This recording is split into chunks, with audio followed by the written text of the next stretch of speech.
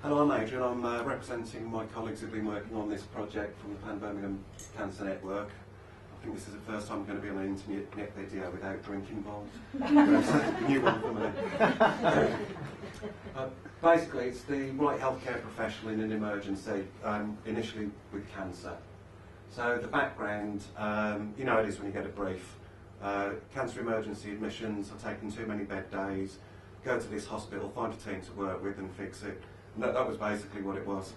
And I got to work with the colorectal team who had recently taken on bowel screening, lost a member of staff, were in the middle of a reconfiguration to one site across a two-sited trust, and weren't sure they were going to keep their jobs. So, you know, it was a good start. And I went to them and explained, this is what I've been asked to do: reduce length of stay, improve patients' experience, and reduce readmissions.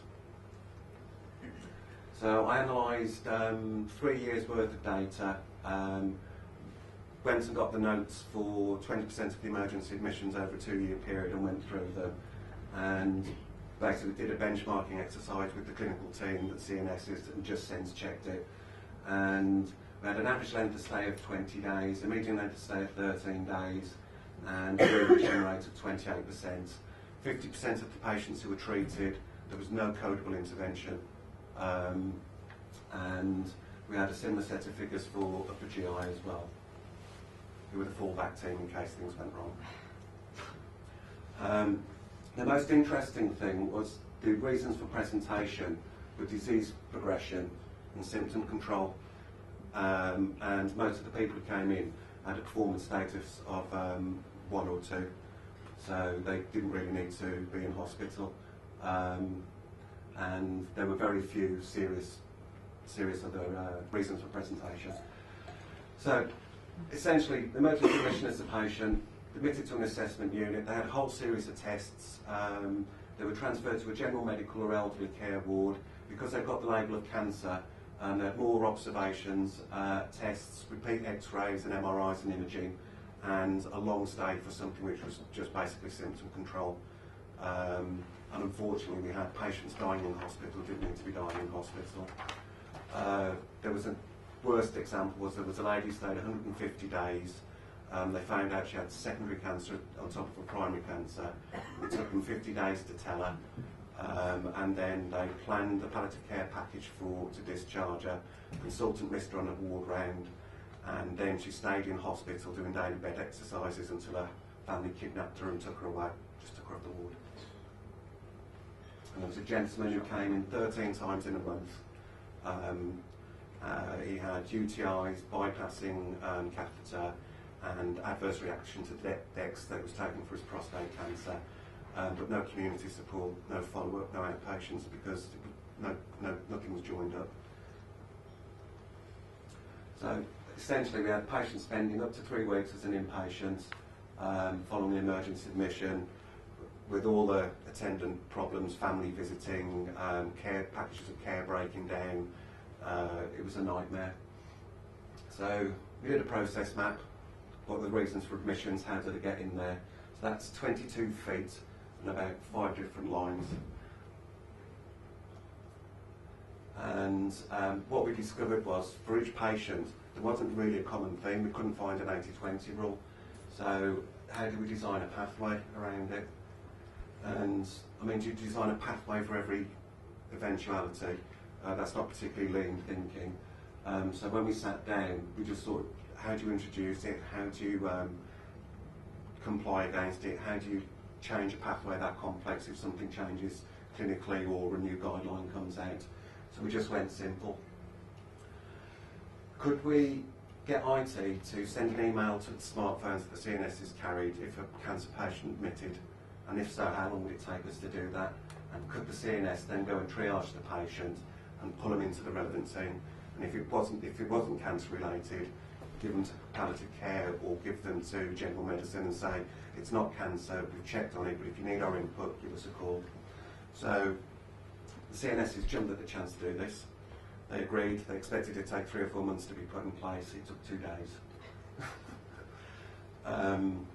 So it was a little bit edgy at the beginning, but they gave it a go. And basically, the process is an email sent to the CNS, they go and attend the patient within about 4 hours, patient gets timely treatment and a supported discharge with referral into relevant services.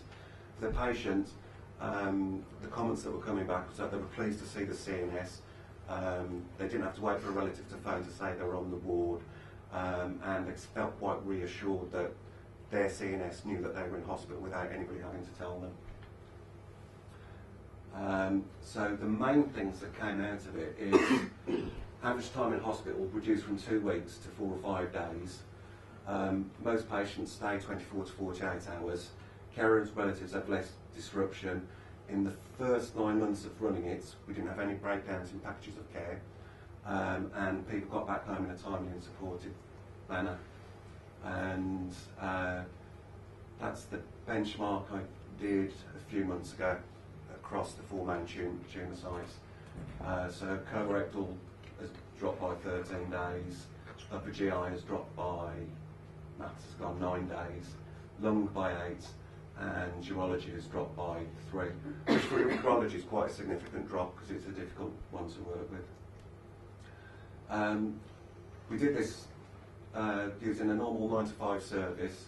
The CNS was able to optimise care through intervening in an emergency admission.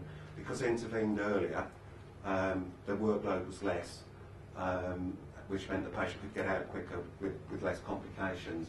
However, it has increased the number of phone calls they're getting for things like what's the best washing machine to buy, where do I get my TV from? I'm not joking. The CNS has contacted the appropriate community services to support discharge planning, and the IT development cost was nothing. So we've had some good successes with that, and we thought, could we use that model of triage and facilitating anywhere else? So I helped them build this is our pilot hospital, I helped them build a nurse-led acute oncology service using alerts for all haematology and chemotherapy patients, myeloma patients, MDS patients, and bony mets patients as well. And it worked there as well with some fine-tuning. We had a good working group there. We had somebody from A&E, a consultant community palliative care, the AOS nurses, somebody from IT, a GP as well, sat in on those meetings. And we used it for neutropenic sepsis as well. And we reduced the door-to-needle time from 4 hours to about 1 hour 7 minutes. And patients being admitted to ITU from 17% to 3%, and our deaths have dropped dramatically as well as a result of that. And 100% of patients, since we introduced this system with suspected bony mets or cord requirement, have all received treatment within 24 hours. So, if this works in the hospital, what were we missing? We weren't linking into the community, and the community had heard about it as well, and they wanted their own community alerts. So we held another mapping event, and 23 people attended. 23 people said they would attend. We planned for 8 like normal, so it was a bit of a shock. It was a hot summer's day, we all crammed in this room.